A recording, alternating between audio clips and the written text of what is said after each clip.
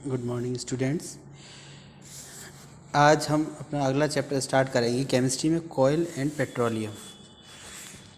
Coil और petroleum में जो है हम लोगों को उसकी जो पहली बार आपका चैप्टर था बायो का, उसकी मैंने एक्सरसाइज सारी करके आपको भेज दी है और वर्कबुक में पूरी भर के भेज दी है मैंने। वो आप उससे देख करके राइट कर लें और मुझे इस पर सेंड करें, अपने ग्रुप पर, साइंस ग्रुप पर सेंड करें।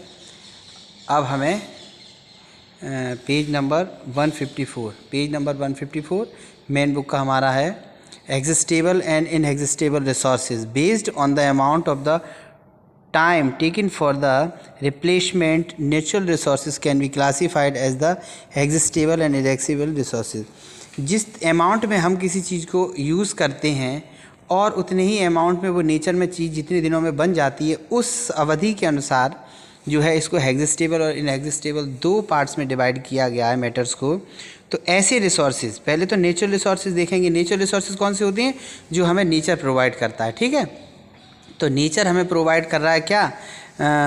लिविंग और नॉन लिविंग दोनों। जैसे हम हैं, ह्यूमंस हैं, सारे बायोस्फीयर है, पेड़ पौधे प्लांट सारे ये, और उसके बाद नॉन बायोटिक हैं, वो आपका टेम्परेचर है, वाटर है, एयर है, सनलाइट है, ये सब ये बायोटिक कंपोनेंट्स है, ये भी सब नेचुरल रिसोर्सेज ही हैं, ठीक है। तो अब एग्जिस्टेबल रिसोर्सेज कौन सी होती हैं? Exhaustible resources are those which can get exerted by the human activities and cannot be replaced within the responsible amount of the time, ठीक है। जो कम समय में, जितनी हम यूज करते हैं उस समय में ये बन नहीं पाते, क्योंकि उन्हें बनने में मिलियंस ऑफ ईयर्स लग जाते हैं।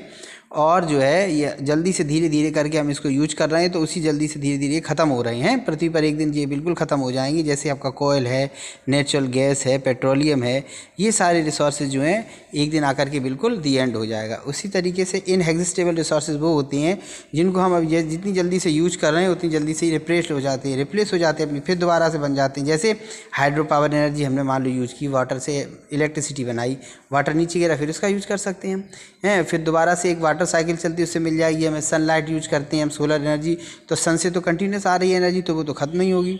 तो इस तरीके से inexhaustible resources are those which can not be used up completely and can be replaced within the responsible amount of time, ठीक है। तो sunlight, water and air few examples of inexhaustible resources, ठीक है। अब इसका practice zone first है, क्या कह रहा है? What do you understand by the exhaustible and inexhaustible resources. तो ये आपको पहले ही मैंने बता दिया, exhaustible resources can be exist by the humans and can not be replaced with the responsible amount of time, ठीक है। और इसमें लिखेंगे inexhaustible resources are those which can not be use by completely and can replace within the amount of the time, ठीक है। Sunlight, इसमें example भी दे देंगे इसके। How can does it take for the formation of fossil, millions of years लिखेंगे। तो millions of years take for the formation of fossil fuels. Why air is an exhaustible resource, तो लिखेंगे air is inexhaustible resource because it is replaced within the responsible amount of time, ठीक है। बस इतना सा हम लिखेंगे। अब आगे आते हैं फॉसिल फ्यूल्स क्या होते हैं। एक्चुअली फॉसिल फ्यूल्स क्या होते हैं कि जो हमारे बायोटिक कंपोनेंट्स होते हैं, पेड़ पौधे हैं, जानवर वगैरह हैं, ये सब ज़मीन के नीचे दब जाते हैं या समुद्र के नीचे चले जाते हैं। फिर धीरे धीरे पृथ्वी की गर्मी से ये क्या हो जाते हैं? जल जाते हैं, बर्न हो जाते हैं। तो उससे जो है एक जो सबस्टेंस बनते हैं वो क्या कहलाते हैं? हमारे फॉसिल फ्यूल्स बनते हैं।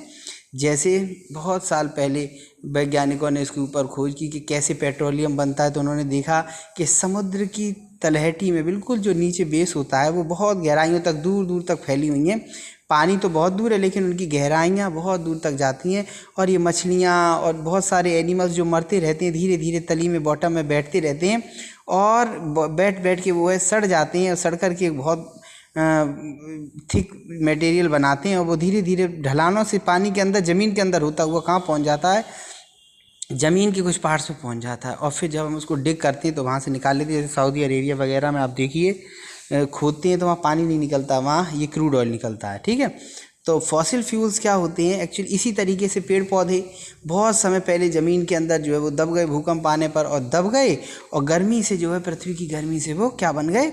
कोयला बन गए। अब हम खोदते हैं तो उसमें से कोयल निकलता है। तो ये हमारे फॉसिल, यानी वो सारे बायोटिक कंपोनेंट्स जो डेड होकर के जो है कन्वर्ट हो गए हैं किसमें, एबायोटिक कंपोनेंट्स में, और जो उनमें एनर्जी है उनको फ्यूल के रूप में यूज करते हैं, वो क्या कहलाते हैं, हमारे फॉसिल फ्यूल्स कहलाते हैं। तो fossil fuels are the name given the fuel These are the obtained from the dead remains of plant and animals parts buried under the surface of earth of millions of years हैं, हजारों सैकड़ों करोड़ों साल जो है दबी रहती हैं, उसके बाद कन्वर्ट होती हैं ये और फॉसिल फ्यूल्स बन जाती है। Coal, petroleum and natural gas are the fossil fuels that are extremely used by the human beings for the domestic as well as commercial purpose हैं। इसको घर में भी यूज करते हैं और कमर्शियल बाहर भी यूज करते हैं, जैसे कुकिंग है, हीटिंग है, रनिंग है, ऑटोमोबाइल्स मशीन्स हैं, रेल हैं, रेल इंजन्स हैं, ये इनका प्रोडक्शन ऑफ इलेक्ट्रिसिटी इन सब में यूज कर रहे हैं हम फ्यूल्स का है। तो अब सबसे पहले हमारा फॉसिल फ्यूल आता है कोयला। तो coal is also the cheapest form of fossil fuels, ये सबसे सस्ता फॉसिल फ्यूल है। Let's know more about the way gets from the earth crust and type of uses of daily life, इसकी कैसे कैसे बना होता है, क्या क्या यूज है, कितने तरह का होता है, आप समझें। तो देखो ये हमें ये दिखाई दे रहा है, अपने पृथ्वी की लेयरिंग दिखाई दे रही है। ये देखो क्या होता है, टाइम के साथ साथ यहाँ प्रेशर पड़ता है ज़मीन के, और हीट इग्निट टेम्परेचर है बहुत ज़्यादा, और वो पौधे जो पहले दब गए हैं ज़मीन के अंदर वो अब कोयल में कन्वर्ट हो रहे हैं, ये आप देख रहे हो यहाँ पर। Coal is formed when plants that lived about 300 million years ago remain burned in the earth throughout this period. At that time, the earth was converted with the dense forest and wastelands during natural processes. Floods and earthquakes and forests so buried under the soil. क्या हुआ कि बहुत समय पहले लगभग 300 millions पहले क्या हुआ कि पृथ्वी पर तूफान आए, वो ऐसा मौसम आया कि बहुत ज़्यादा, कभी फ्लड्स आए, कभी अर्थक्वेक्स आए, कभी ड्रॉथ हुआ, और ये जो है ऊपर की ज़मीन जो थी वो नीचे चली गई, सारे पेड़ पौधे ज़मीन के अंदर दब गए। The layered by layered accumulation of the soil, धीरे धीरे उन पर मिट्टी की परतें जमती गई हैं, एंड लेयर और लेयर। उसके बाद क्या हुआ, now a days pet of the use of the fuels various purposes. अब फिर क्या हुआ, ज़मीन के अंदर की हीट जो थी और जो प्रेशर था उसकी वजह से वो कन्वर्ट होने लगे, जलने लगे अंदर ही अंदर, और पेट go under the deposit of minerals, वो मिनरल्स के साथ जो है ऐड हो गई। Clay and sand borne by the rivers, और नदियों के द्वारा लाई गई क्ले और सैंड में वो उनको पाया गया।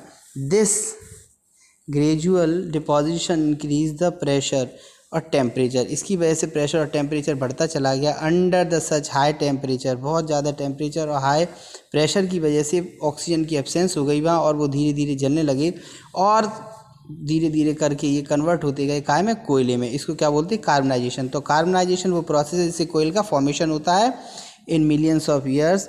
तो कोयल मेनली आर द, कहाँ पाया जाता है, भारत में, झारखंड में, छत्तीसगढ़ में, वेस्ट बंगाल में और उड़ीसा में है। China is the largest, China जो है दुनिया का सबसे बड़ा प्रोटेक्शन करने वाला। ऑस्ट्रेलिया और चाइना बहुत ज़्यादा कोयला निकालता है, जापान भी, वहाँ भी बहुत है। टाइप्स ऑफ कोयल, अब कोयले कितने तरह के होते हैं, कोयले हमारे जो हैं, the composition of coal varies within the rocks resulting of different quantities of coal, अलग अलग मिट्टी के साथ मिलकर के कोयले की अमाउंट जो है अलग अलग होती है। तो सबसे पहला होता है लिग्निट, ठीक है। तो बात करते हैं लिग्निट की, तो it is the lowest ranked coal, सबसे सस्ता, सबसे चीफ कोयल वो होता है। इसमें केवल 25 से 35% ही कोयला होता है, बस कोयल होती है, कार्बन होता है, और बर्न इन कलर, ये ब्राउन कलर का होता है। Has the lower outputs amount of the different varieties coal, ये और इसके अलावा बहुत सारी, जैसे ये है subbituminous, this coal is the rank the better, ये लिग्नेट से बेटर होता है, इसमें 35 से 45% कार्बन होता है, उससे ज़्यादा एनर्जी देता है ये। ब्यूटेमेंस क्या है, ब्यूटेमेंस में it is ranked of the, कितना होता है इसमें 45 से 85%। और उसके बाद एंथ्रेसाइड सबसे अच्छा होता है, हाइयर रैंक होता है, इसमें 85% से 85% तक जो क्या होता है, कार्बन होता है, और इसको बर्न करने पर सबसे ज़्यादा इसमें एनर्जी मिलती है। लिटिल मॉइस्चर होता है इसमें, it highs the energy of the output comes, इसमें सबसे ज़्यादा एनर्जी हमें प्राप्त होती है, ठीक है। तो graphite is also the product of the carbonisation process, graphite भी कार्बनाइजेशन से ही बनता है। It is form the substance of anthracite coal, ये एंथार्टिक कॉयल की तरह होता है और कंसिस्ट ऑफ अमाउंट 90% कार्बन, इसमें 90% कार्बन होता है, ठीक है। ओके, आगे कल कराएंगे मीनिंग ऑफ द कोयल और कोयले को कैसे ज़मीन से निकाला जाता है।